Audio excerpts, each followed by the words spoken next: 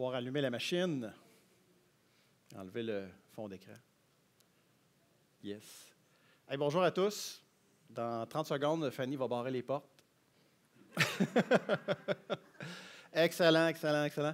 Alors, faites sprinter vos investissements. J'ai hésité un petit peu avec le titre. Au début, je voulais mettre « Faites sprinter vos dirigeants ». Mais là, dans le fond, je me serais fait probablement répondre par les dirigeants. Bien là, on court toute la semaine. Peux-tu me donner un break? Puis là, j'ai le tour, s'il te plaît. Alors, y a-t-il des gestionnaires dans la salle? Excellent. Bien, aussi, j'ai changé le titre parce que je voulais que ça parle aussi aux agents de changement. Qui dans la salle, les agents de changement? Pas obligé d'être coach, là, des gens qui sont dans le changement, qui veulent faire avancer les choses. Excellent. Fait que dans le fond, j'ai mes deux publics cibles. Fait que j'ai la bonne salle pour passer les messages qu'on va regarder ensemble aujourd'hui. OK. Alors, je vais commencer par me présenter. Mon nom est Éric Lessard. OK. Je suis agiliste depuis 2005. Coach agile depuis 2015. Je dirais que ma majeure, c'est de faire du safe, okay, dans les organisations, comme expert safe, faire de l'accompagnement. Ces temps-ci, je suis plus dans de l'accompagnement portefeuille, mais j'ai fait la stack au complet. Autrement dit, les équipes, les trains, aujourd'hui, le portefeuille. Fait que pour ceux qui s'intéressent aux saveurs de crème glacée, là, c'est celle-là qu'on appelle l'agilité à l'échelle. L'exercice budgétaire, c'est je dirais que c'est le cœur de ce qu'on va parler aujourd'hui. Hein? Puis quand on amène l'agilité et l'exercice budgétaire ensemble, est-ce que ça ressemble à ça pour vous? Juste à main levée, voir si ça vous parle. Ah, ben oui, hein, c'est pas facile. Hein? On a une sorte de règles à respecter. Puis, nos règles agiles, nos rôles, nos façons de planifier, bien, ça se peut que ça ne fitte pas tout à fait avec comment l'organisation, en fait, fait circuler les fonds à l'intérieur, fait circuler le financement des différentes initiatives à réaliser. Qu'est-ce qu'on va discuter aujourd'hui? C'est de parler vraiment du contexte organisationnel, okay, dans lequel on évolue, avoir une compréhension commune de la gestion de portefeuille, parce que ça va être ça le cœur de ce qu'on va discuter aujourd'hui, puis de parler des réflexes de gestion pour y arriver avec une étude de cas concret. Okay? Fait qu'on va y aller vraiment dans un cas détaillé. Parce qu'une chose que moi j'aime dire, c'est qu'un agent de changement ou un coach agile qui est capable d'avoir des discussions chiffrées, même si ces chiffres sont 20 % off, il va avoir 100 % plus de succès qu'un coach agile qui n'a pas les outils et qui n'a pas le courage d'aller là et de contribuer, dans le fond, à ces conversations-là. Okay? Fait que le but, ce n'est pas d'être précis, ce n'est pas d'être parfait, mais d'avoir la gymnastique mentale pour avoir ces conversations-là avec les leaders de l'organisation. Allons-y avec le contexte. Okay? On est tous à peu près dans la même situation. Vous voyez ici le VUCA, hein, le monde qui est en accélération des changements. Je pense que l'année passée, on ne parlait pas d'IA du tout. Maintenant, tout le monde en parle. Hein, même dans les soupers de famille, tout ça, ce n'est pas juste une affaire de TI, c'est une affaire de tout le monde. Fait que le changement accélère pour tout le monde. Okay? Puis ensuite, dans les organisations, là, on s'en va au travail, puis là, on a différentes initiatives qui sont priorisées, qui sont planifiées, qu'on s'engage là-dessus. Mais on en a de plus en plus. Hein, plus de changements dit plus d'initiatives. Plus d'initiatives dit désalignement. La transformation numérique, ça aussi, ça nous propulse encore plus dans le changement, puis on a une pression de s'ajuster rapidement, okay, puis de constamment pivoter. Puis on se rend compte que même si on est capable d'aller chercher de l'argent, d'aller chercher du financement, ce qui va nous bloquer, ça va être la capacité.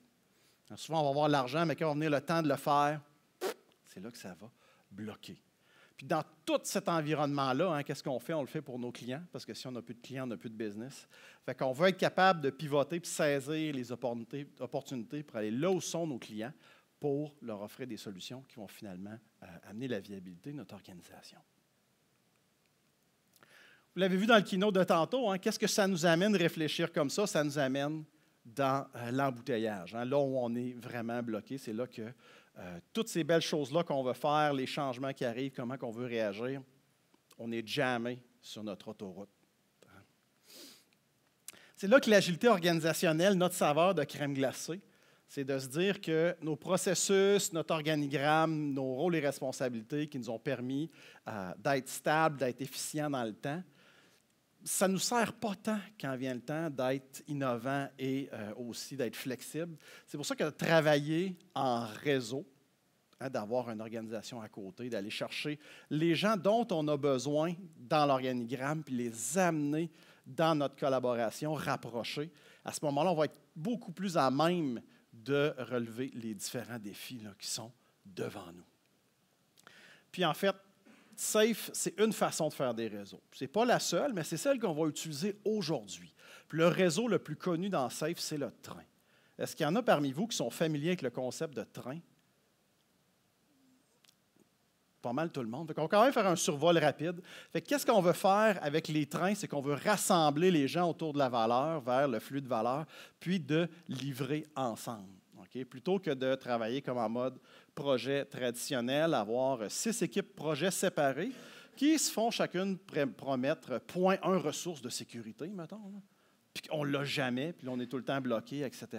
Fait que si on fait des trains, on va faire collaborer nos équipes ensemble, on va avoir une collaboration beaucoup plus rapprochée. On va arrêter le fractionnement des gens comme ça, puis on va avoir des collaborateurs pleinement investis. Ça, c'est super avoir des trains, mais ce n'est pas suffisant. Okay. Parce que là, on va arriver avec nos trains, on va avoir nos cadences ensemble, on va planifier ensemble, on va avoir notre intervalle, ici le programme increment qu'on appelle un intervalle en français. Fait que notre intervalle, c'est ce qui va nous permettre de faire sprinter, mettons, une dizaine d'équipes ensemble. Dans le dessin ici, on en a 5. On en a 4, en fait. C'est une conférence sur les chiffres, je ne suis pas capable de compter jusqu'à 4. Fait qu'on a nos 4 équipes ici qui planifient ensemble. Ils ont chacune leurs itérations séparées. Mais quand ils se réunissent dans un train, ils ont leur grande itération de 10 semaines qui est leur PI, qui est leur intervalle. Le PI planning, on ne parlera pas de tous les événements SAFE, mais on va parler du PI planning parce que c'est le moment où notre équipe d'équipe, notre train, va se réunir pour planifier ensemble. Okay? Puis ça, c'est très, très utile pour avoir nos équipes qui collaborent ensemble. On bâtit tranquillement un système qui nous amène à avoir une belle organisation alignée. Vous allez voir qu'on va continuer à construire par-dessus ensuite. Parce que, ultimement, le train, c'est une partie de l'équation. Okay? Il faut connecter notre exécution avec la stratégie dans l'organisation parce qu'il y a plus qu'une initiative qui tourne en même temps. On a les opérations qui vivent en même temps. Il faut voir l'ensemble du système. C'est ce qui nous amène à la gestion de portefeuille Lean Agile. Est-ce qu'il y en a parmi vous qui ont déjà essayé des concepts de gestion de portefeuille? Oui, non, pas encore. On n'a pas grand monde. On essaye. On va prendre le temps de bien l'expliquer parce que ça a l'air beaucoup moins familier pour le groupe qu'on a ici. Puis on a justement une petite histoire pour bien se l'approprier ensemble. Okay. Fait que si on a SAFE, le poster, ici, il y a beaucoup de matériel là-dedans. On ne le regardera pas au complet. C'est un super beau coffre d'outils, mais on va zoomer sur ce qui nous intéresse pour vrai, notamment la couche portfolio, la couche portefeuille. Puis même le portefeuille, il y a 3 aspects là-dedans. Il y a vraiment la stratégie puis le financement des investissements. Ça, c'est ce qui va nous intéresser aujourd'hui. On va faire sprinter les investissements. Puis il y a un volet très fort de gouvernance puis d'opération du portefeuille. On va y aller un peu moins. On pourrait passer 3 jours là-dessus. Hein, mais on a juste une 50aine de minutes. Fait qu'on va se restreindre un peu. On va être focus. Fait que ce qu'on va couvrir, c'est vraiment stratégie, financement des investissements. Particulièrement nos répartitions budgétaires et comment on va financer nos trains. Okay? Fait que c'est vraiment ça, le zoom qu'on fait aujourd'hui.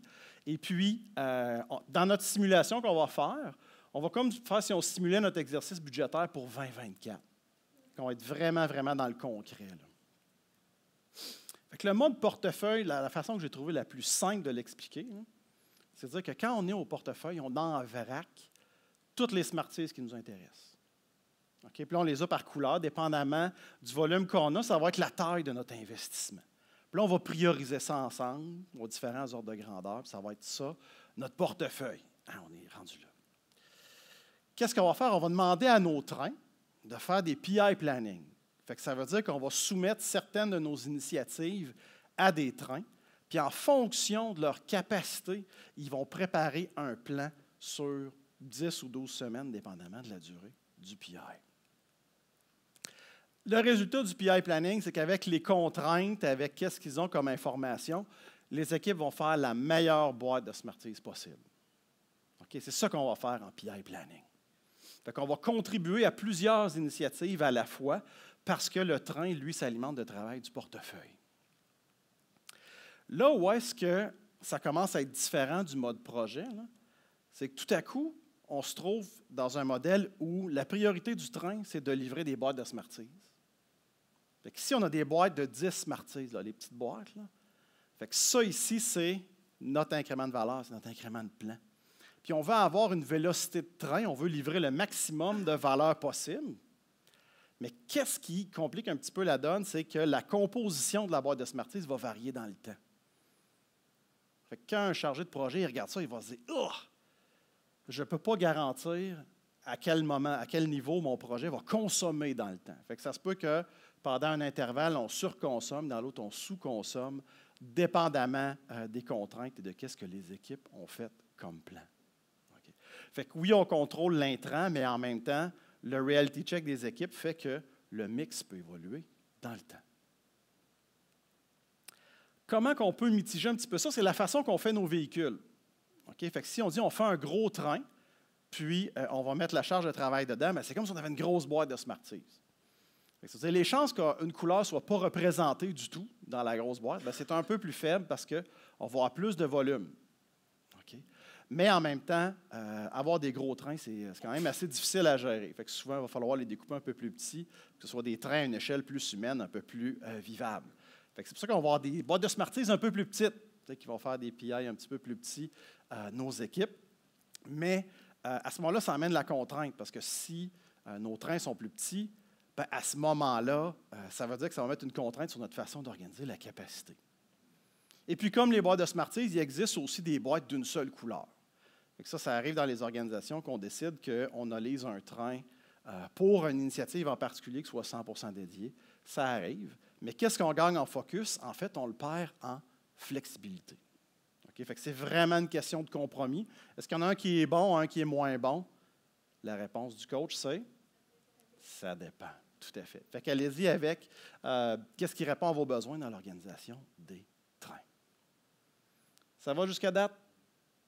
Excellent, je vois des hochements de tête. Là, maintenant, si on essaye d'opérer notre portefeuille en mode Lean Agile, puis qu'on regarde comment que ça fonctionne, les mécanismes.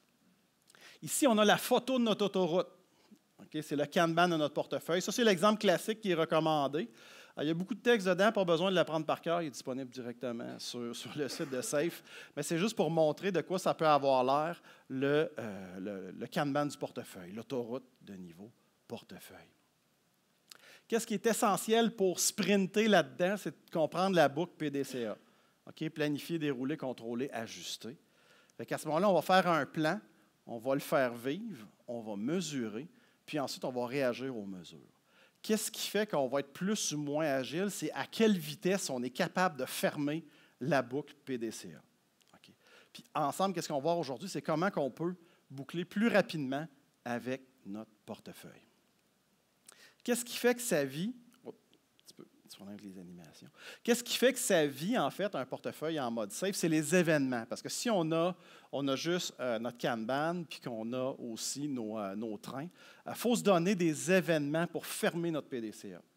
Fait qu'on va l'avoir au niveau mensuel. Hein, fait que dans notre synchro des opérations de portefeuille, on va s'assurer qu'on synchronise constant, puis qu'on est en suivi sur comment que ça se passe dans l'ensemble de nos trains pour avoir la vue portefeuille.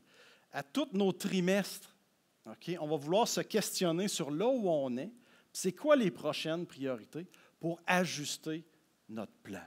Okay.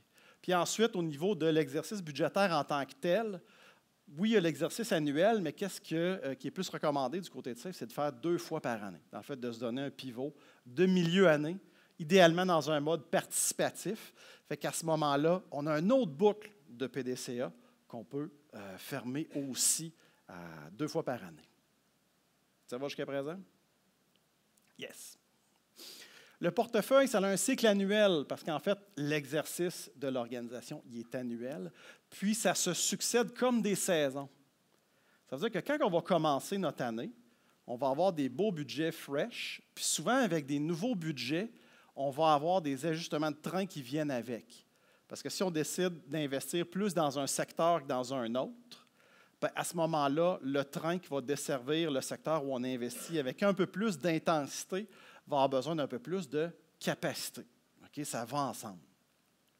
Quand on va arriver, dans notre 2e trimestre, la moitié de l'année s'en vient. Fait que rendu là, on va être capable de projeter, hein, quand on va être rendu à peu près au mois de mai, là, on va être capable de projeter de quoi le reste de l'année a l'air, puis c'est quoi les corrections et les ajustements requis.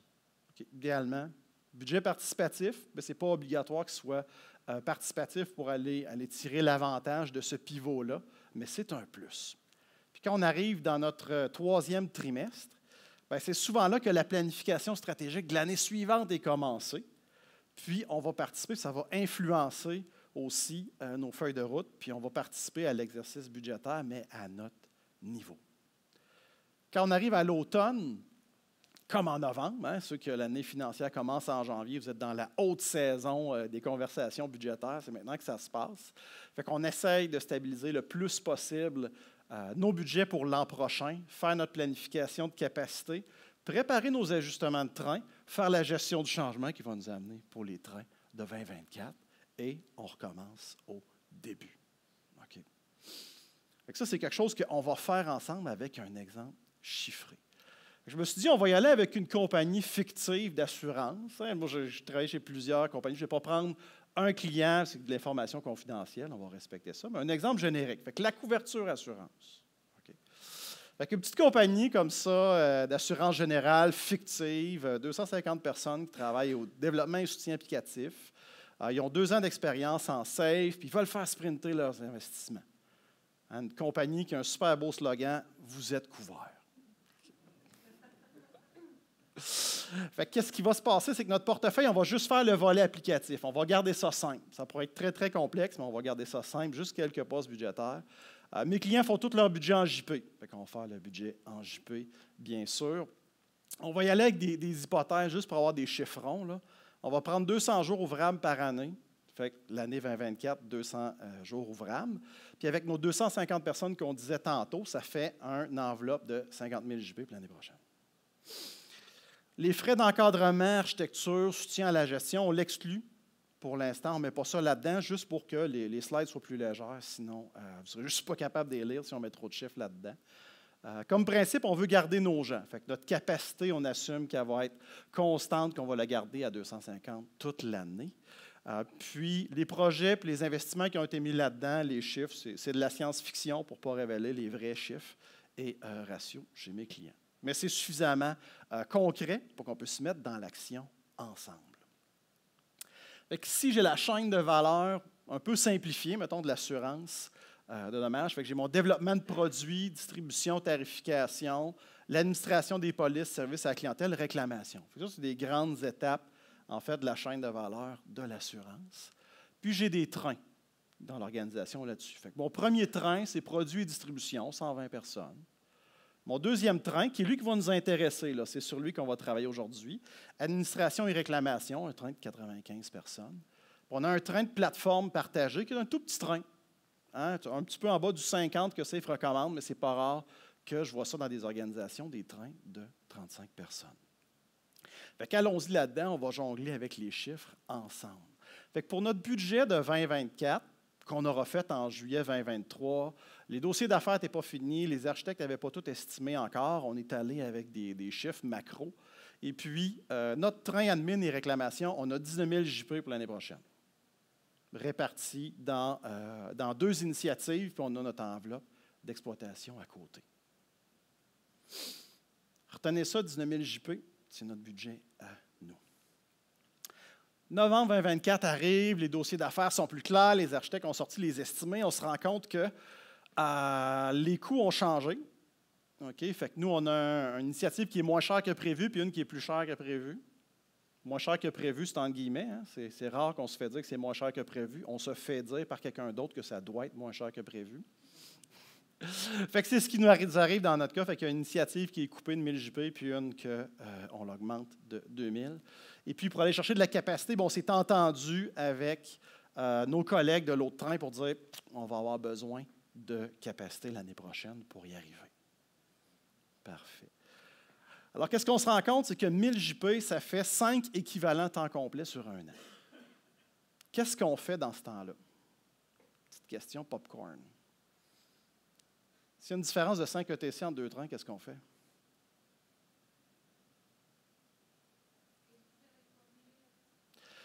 si il nous manque 1000 JP de capacité pour y arriver l'année prochaine, l'équivalent de 5 personnes à temps complet, qu'est-ce qu'on fait avec nos trains?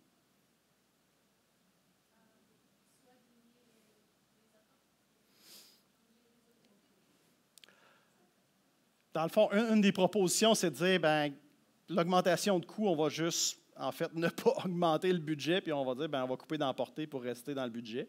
Mais dans le cas où c'est approuvé que notre train va avoir un budget de 1000 JP supplémentaires, qu'est-ce qu'on fait avec la capacité pour y arriver? On la déplace. On déplace de combien? On déplace de 5. C'est peut-être un piège, parce qu'en faisant ça, on va avoir lissé toute l'année. Ce n'est peut-être pas nécessairement le cas. On va y aller étape par étape. Fait que la première étape qu'on va se donner, c'est qu'on va confirmer notre enveloppe globale. On va prioriser nos initiatives par la valeur. On va préparer une version feuille de route qui tienne nos jalons dans le temps. On va valider notre capacité, puis on va faire des ajustements. OK? Fait qu'on va y aller de façon méthodique pour voir si c'est aussi simple que juste déplacer 5 personnes d'un train à l'autre. Fait que si on y va comme ça, notre enveloppe globale, on s'est fait stamper notre 20 000 JP. On est content, on a ça pour notre train pour toute l'année. On a regardé nos initiatives prioritaires, on a vu les ajustements, puis on voit qu'au net, il va nous falloir 1000 JP en termes de capacité pour y arriver. Qu'est-ce qu'il nous reste à faire? C'est placer ça dans le temps avec nos jalons pour voir si on va y arriver. Ça, ici, on l'a, allons-y. Première chose, on va regarder l'entretien-évolution. J'ai 4000 JP en entretien-évolution pour mon train. Ça me fait 20 équivalents temps complet. Qu'est-ce qu'on fait avec ça d'habitude? On l'étale, puis à ce moment-là, comment on staffe ça?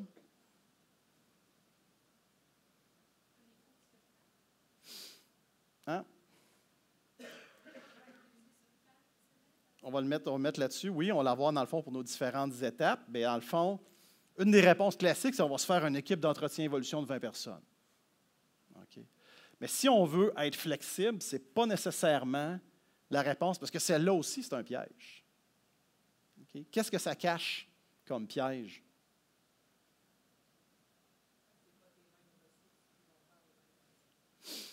Exact. Fait qu'à ce moment-là, si on se dit, OK, c'est une enveloppe, ce n'est pas des gens. Ça veut dire que oui, on a notre, mettons, dans le cas ici, je l'ai splitté en 2 piles, là, ça n'arrive pas nécessairement tout le temps égal, mais pour l'exemple, en fait, on a vraiment le cas entretien, là, garder les lumières allumées. Puis on a le cas, les évolutions, les petites évolutions qu'on fait dans le temps. Mettons qu'on le sépare puis qu'on se dit, OK, c'est 2 réalités différentes, on a 2 enveloppes séparées pour ça. D'accord? Ensuite, on va lisser sur toute l'année. Fait que dans le bas, on a notre rouge puis notre bleu, hein, c'est notre entretien-évolution. Puis on a nos 2 initiatives principales, hein, nos initiatives numériques et puis aussi la loi sur la vie privée, c'est quelque chose qui va nous prendre beaucoup de capacité dans l'année. Fait qu'on regarde, ça fait 5 000 par trimestre. Ça ne tient pas compte des vacances, c'est vraiment juste à titre indicatif. Okay? Ça, ce n'est pas vraiment comme ça que ça va se passer, parce que si on le place avec les vrais jalons qu'il faut livrer, là, c'est sûr qu'un beau 100 ETC pour l'année, si on est lissé, c'est bon. Mais en y allant par l'année, peut-être qu'on a un jalon à atteindre à la fin du trimestre 2, puis il va falloir travailler fort pour l'atteindre, puis ensuite, on va y aller en diminuant les efforts. Fait que notre beau 100 ETC, là, toute l'année, ça ne tient pas la route. Okay, on ne sera pas capable de livrer le 126 ETC qu'on a besoin en termes de capacité là, au niveau du trimestre 2. Fait que si on essaye de lisser, on peut essayer d'ajuster, voir qu'est-ce qui est flexible au niveau de nos jalons de notre deuxième initiative. Puis là, on dit, OK, on est capable quand même d'osciller entre 126 et 80. Ceux qui ont des trains, juste à main levée, vous ajustez la capacité combien de fois par année dans vos trains? Vous avez le droit de dire 1. Vous avez le droit de dire 0 aussi. Vous l'ajustez à tous les trimestres, vous le changez. Vous changez des équipes de train, tous les trimestres, tout le temps. Qu'est-ce qu'on va essayer de faire? C'est de voir comment est-ce qu'on peut moduler l'exemple, mettons, pour les évolutions. Là, on peut se dire, OK, si ça aussi, on y va là-dessus, mais qu'on essaye d'être stable. Tu sais, on regardait les cadences tantôt, on disait, le budget participatif, tout ça, 2 fois par année. Mais si on se donnait comme cadence que nous aussi, on ajuste notre capacité 2 fois par année. Fait que peut-être qu'en se disant, en début d'année, on va devancer un petit peu notre enveloppe d'évolution, hein, pour augmenter notre capacité en début d'année, puis n'avoir un peu moins dans la fin de l'année pour juste avoir un changement de capacité. Fait que tout à coup, on se ramasse à 120 pour les 2 premiers trimestres et puis 80 pour les 2 autres. C'est-à-dire qu'en termes de gestion du changement, déplacer des backlogs, tout le kit, là, c'est-à-dire qu'on va le faire au mois de novembre-décembre pour janvier, puis on va le faire à peu près au mois de mai pour la deuxième moitié de l'année. Ça, c'est beaucoup plus réaliste que de barouetter des équipes d'un train à l'autre à toutes les PI. On a beaucoup plus de stabilité comme ça, puis ça tient compte des différents jalons, des besoins qu'on a dans l'année. Fait qu'on fait évoluer notre boîte de Smarties, là, question de balancer notre capacité dans l'année. Oui?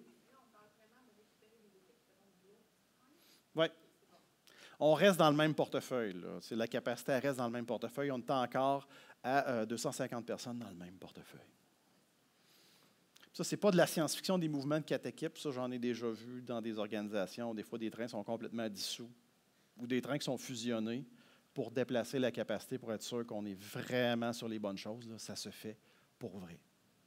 Okay. Fait que si on continue, on regarde nos étapes. On a confirmé notre enveloppe globale. On a priorisé par la valeur, puis on a ajusté nos initiatives. On a préparé une vision feuille de route, okay, qui place vraiment la capacité qui est demandée dans le temps.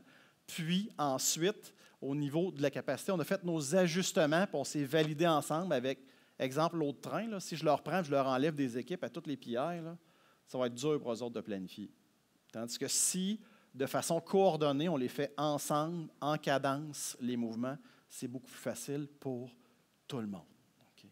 Puis ensuite, on fait les ajustements nécessaires. Fait que ça nous donnerait ça, en fait, comme plan de 2024 pour la couverture assurance, le train admin et réclamation. Fait qu'on irait chercher 3 équipes de plus pour le début de l'année. Puis rendu au mois de mai, à ce moment-là, on préparera le mouvement pour la deuxième moitié de l'année. On laisse aller 4 équipes puis qu'on revienne à une capacité de 80 dans notre train. D'après vous, est-ce que c'est viable? Est-ce que vous seriez capable de faire ça dans vos organisations, vous autres? De faire des ajustements de capacité à mi-année comme ça? Pas encore?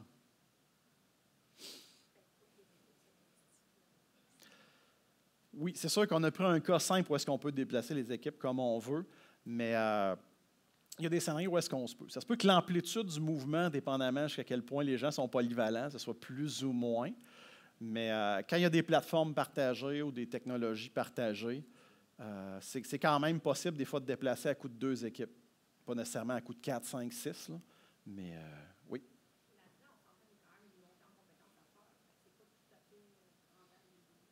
C'est pour ça qu'on le fait 2 fois par année et qu'on ne le fait pas à tous les trimestres. Là. Parce que oui, les équipes suivent, mais le backlog, il suit aussi. Là. Fait que ça veut dire qu'il y a des product owners qui vont bouger d'un train à l'autre, qui vont amener leur carnet. Puis la tête de train, il faut voir que la tête de train apprenne à travailler avec d'autres PO. Fait que c'est sûr que oui, il y a de la gestion de changement. C'est pour ça que je me dis, le faire une fois à mi-année, là, je pense que c'est un bon équilibre entre rester flexible, hein, être capable de, comme équipe de leaders, sprinter avec nos agents de changement puis avec nos équipes et nos trains, versus l'ajuster constamment dans tous les sens à tous les trimestres. Là. Fait que je trouve que c'est un beau compromis de stabilité que de le faire à mi-année. Le cycle annuel de portefeuille, c'est comme ça qu'on va sprinter. À tous les trimestres, on va revalider notre plan. Okay? Ça se peut que d'un trimestre à l'autre, on se rend compte qu'on ait sous-consommé ou surconsommé dans nos enveloppes d'initiative et puis qu'au mois de mai, ce ne soit pas tout à fait le même ajustement qu'on fait. Okay? Peut-être que ce n'est pas à 80 qu'on va descendre, peut-être à autre chose. Peut-être que l'autre train ne sont pas prêts à décoller leur nouvelle initiative rendue au 3e trimestre. Puis même si on leur donne l'équipe, ils n'ont rien à leur faire faire. Fait que c'est là aussi que de boucler dans nos événements de portefeuille à chaque trimestre, ça va nous permettre d'avoir l'heure juste et de s'assurer que nos ajustements sont pertinents. On regarde ici 2025. De quoi va avoir l'air 2025 quand on va faire 2024 comme ça? Bien, ça va être les mêmes activités. Okay? Les chiffres vont être différents, mais les activités vont être les mêmes. Fait que ça ici, c'est vraiment les sprints de nos dirigeants, trimestre par trimestre, vivent les 4 saisons de leur portefeuille. À ce moment-là, c'est là que la machine prend vie, puis qu'à ce niveau-là aussi, on a de l'agilité. Pour aller plus loin, on a fait une première étape comme ça, mais on peut aller encore plus loin dans le modèle. Là, on est dans la zone bonus là, pour aujourd'hui. C'est quand même beaucoup de changements, qu'est-ce qu'on veut là? Oui, on a notre autoroute ici. Qu'est-ce qui peut nous aider avec notre Kanban de portefeuille? C'est de s'assurer d'avoir systématiquement des MVP pour tout ce qu'on fait. Un produit minimum viable qui ferait que quand on va faire notre PDCA sur notre trimestre, là, bien, ça se peut qu'on se positionne en disant telle initiative, on a atteint le MVP. Bien, à ce moment-là, on est prêt à suspendre notre développement, laisser l'argent sur la table, puis que la capacité aille sur autre chose qu'on veut faire avancer, qui va être plus prioritaire, qu'on aura décidé en équipe dans nos événements de portefeuille. Fait que ça, c'est une clé supplémentaire pour mieux sprinter au niveau de nos investissements. L'autre clé, c'est le budget participatif, d'aller chercher, dans le fond, plus de voix dans l'exercice budgétaire. Ici, on a l'exemple d'atelier de SAFE, de Participatory Budgeting. Là, on voit qu'on a autant notre baseline, en fait, notre run, qui appelle run gros transform. On a notre run, on a nos initiatives supplémentaires, les acteurs clés, puis de façon collaborative, on va décider qu'est-ce qu'on finance pour la suite. Événement qui propose 2 fois par année, mettons au mois de novembre pour au mois de mai, les moments où on se donne le go pour pivoter au niveau de la capacité. L'autre chose, si on va encore plus loin, ici, on a la chaîne de valeur de l'agilité d'entreprise qui est proposée par SAFE, qui est comment une entreprise peut être agile au niveau de sa stratégie. Fait que si nous arrive une opportunité au milieu de l'année, est-ce qu'on est capable de pivoter en 2 à 6 mois comme organisation? Se dire, OK, on va détecter l'opportunité, faire un MVP, s'organiser autour de la valeur, autrement dit, bouger notre capacité pour être capable de se mettre en action sur la nouvelle initiative, livrer le MVP, puis ensuite, au prochaine boucle de PDCA qu'on fait ensemble, est-ce qu'on continue à investir dans la nouvelle initiative ou est-ce qu'on pivote et on fait autre chose? D'accord? Fait que si on amène la conclusion là-dessus, faire sprinter les investissements, qu'est-ce qu'on a couvert aujourd'hui pour vraiment bien comprendre les concepts? C'est de comprendre que l'agilité et l'exercice budgétaire, là, si on ne fait pas de changement ni d'un bord ni de l'autre, bien, c'est de ça que ça va avoir l'air. On a besoin de travailler ensemble différemment. On a jonglé avec des chiffres pour 2 raisons.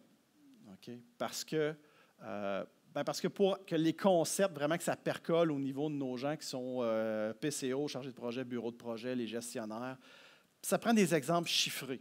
Même si les chiffres sont off dans les exemples, la démarche est plus importante que le chiffre pour être sûr qu'on se comprend sur les gestes qu'on essaye de poser ensemble.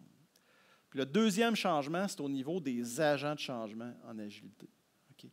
Apprenez à faire rapidement de la comptabilité de projet, si on veut, là, parce qu'un coach agile ou un agent de changement, même si les chiffres sont 20% off, le fait que vous soyez capable de contribuer à la conversation, ça vous met 100% en avance sur ceux qui ne sont pas capables de le faire. Okay. Fait que c'est important d'être capable d'avoir des conversations chiffrées ensemble. Puis, vous allez vous tromper, puis c'est normal. Hein? Moi, mon truc, pour avoir de l'air fou quand je me trompe avec des chiffres, c'est qu'au lieu de dire « je vais faire votre budget », je vais faire un exemple de budget. Fait que tout le monde sait que ça va être off. Okay? Mais au moins, je me donne une chance de parler avec des chiffres aux gestionnaires. Puis si dans votre garde rapprochée d'agents de changement, vous avez des RTE, des chargés de projet, des PCO, ils vont être capables de vous donner les vrais chiffres, puis ça va mieux informer vos calculs quand vous allez faire des exemples. Okay? Fait que prenez le temps de vous intéresser à ça. Les agents de changement, vous allez avoir beaucoup plus d'impact comme ça.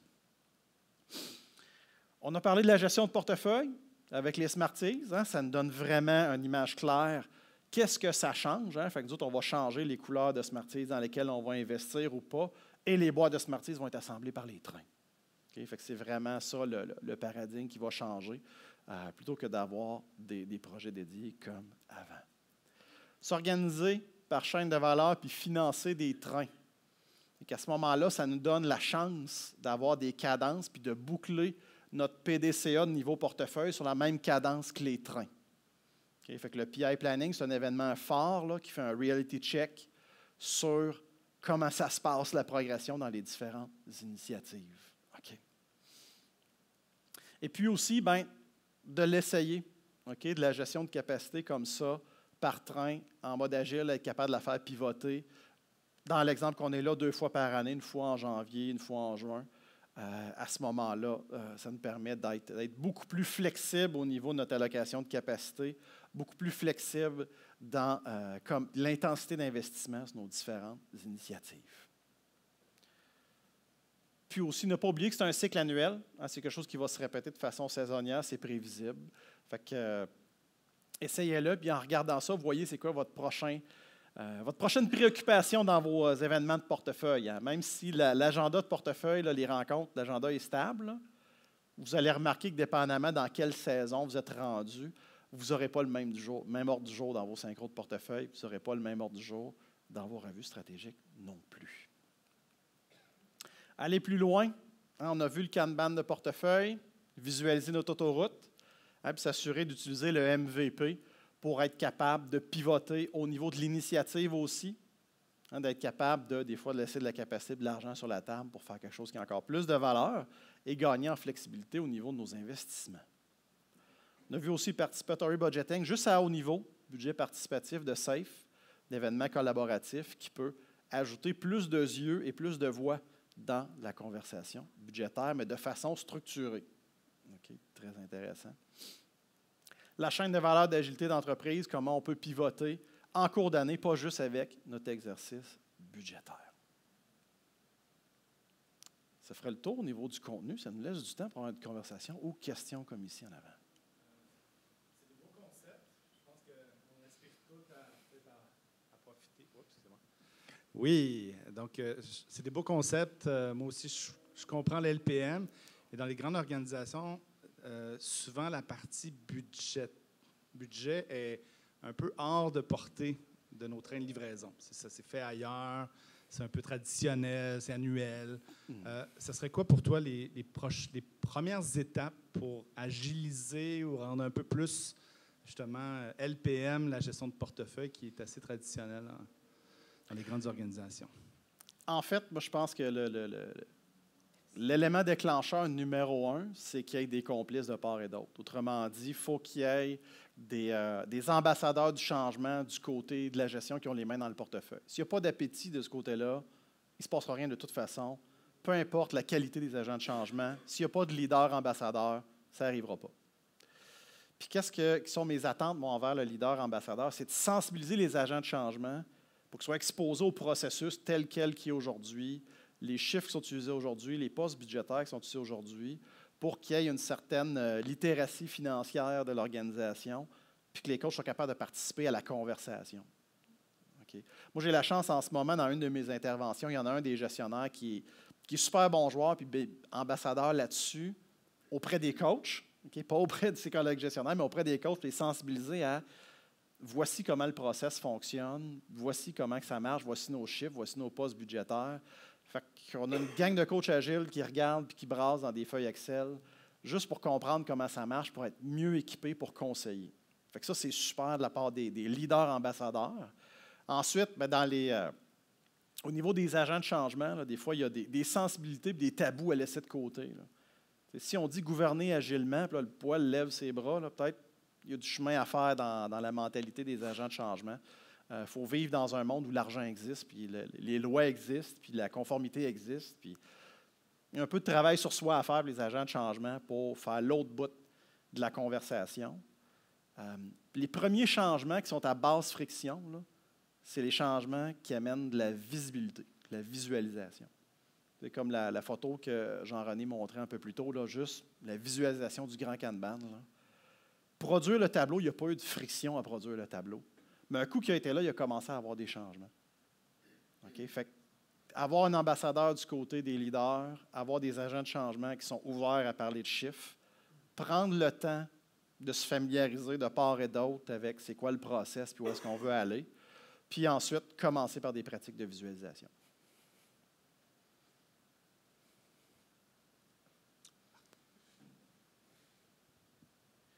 Oui, bonjour. Bonjour. ton exploitation était toute équilibre, était toute l'année égale. Ouais. Mais mettons que toutes tes initiatives sont dues en Q2. Mhm. On peut s'attendre que Q3, l'exploitation, ça va coûter plus cher, il va y avoir des enjeux. Mais comment qu'on gère ce flux d'augmentation de l'exploitation pour ne pas trop impacter le reste du train? Comment c'est prévu dans SAFE ou tout ça? Ben, en fait, c'est pas SAFE, c'est de la gestion à la vanille. C'est pas parce que SAFE existe que la gestion arrête d'exister. Ça, à un moment donné, il faut... Puis justement, dans le scénario, je n'ai pas été trop dans les détails de mon calendrier. Là. Mais mettons ici là, l'exemple, là, celle qui est en Bourgogne, là, l'initiative protection de la vie privée. Là. Ben, si le gros de l'intensité est là, c'est probablement que ma mise en prod n'est pas loin ici. Là. Puis on voit que j'ai prévu beaucoup d'exploitation en Q4 parce que probablement que la mise en prod va être dans ce coin-là. Là. Fait que ça, intuitivement, moi, je l'ai faite comme ça. Mais c'est probablement comme ça qu'un vrai gestionnaire le ferait de toute façon aussi. S'il prévoit une grosse mise en prod, il va se mettre un pic au niveau des opérations après. Là. Fait que c'est du jugement de gestion rendu là. Ouais. Fait que ça vient juste des contraintes. C'est comme quand, mettons, je disais aussi ici, juste un peu plus tôt, là, quand je disais « Ah, ça, c'est mon initiative avec le numérique », peut-être que je n'ai pas pu la compresser autant que je voulais parce que mes gens n'étaient pas assez polyvalents pour que je le fasse. Si on n'a pas l'histoire au complet quand on regarde les chiffres, parce que la carte, ce n'est pas le territoire. Là, on voit juste une photo de ce qui se passe. Mais c'est ça, le gros bon sens de gestion continue d'exister.